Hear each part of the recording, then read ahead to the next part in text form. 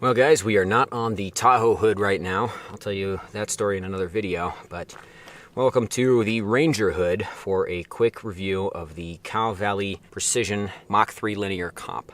That's what this is on the end. This is not a suppressor, this is a modular, user configurable blast forwarding device, if you will. KVP sells this as either a suppressor lookalike or a stand-in for a build that's going to have a suppressor underneath the handguard. Something you can put in place while you wait for your suppressor to clear.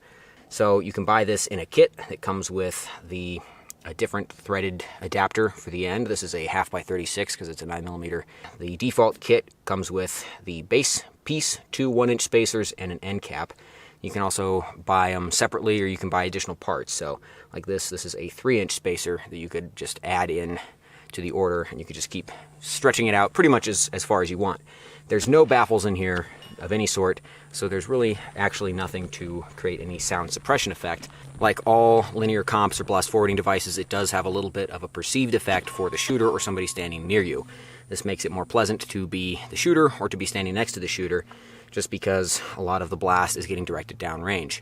The actual volume level pretty much seems unchanged. I mean, I compared this with bare muzzle.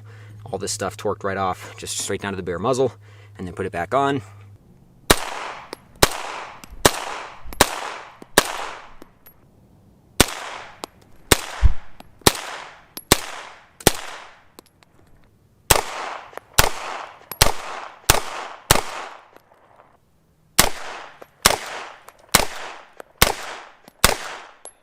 And there is a perceptible difference when you're behind the gun, not so much if you're downrange or off to the side somewhere.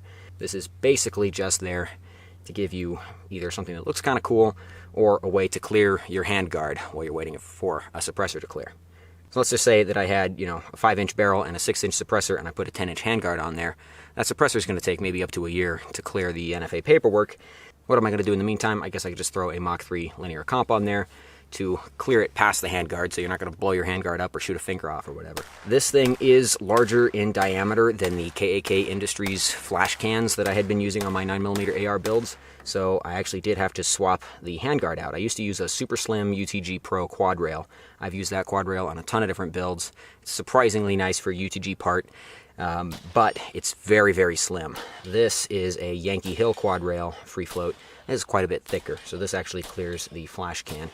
One thing that is kind of funny about this is that when you chamber around, you get this hilarious dunk sound effect because of how large and hollow this tube is.